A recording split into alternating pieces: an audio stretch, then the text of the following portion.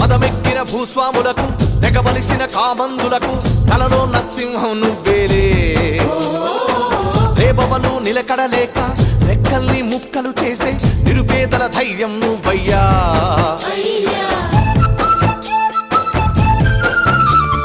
మట్టి మనుషులకు తొడగొట్ట నేర్పినావు నోరు లేని మూగ జీవులకు నాలుకైతివా తండ్రి తెల్లవారి లేచి నిన్నే పొద్దు పడుపును చూసేమో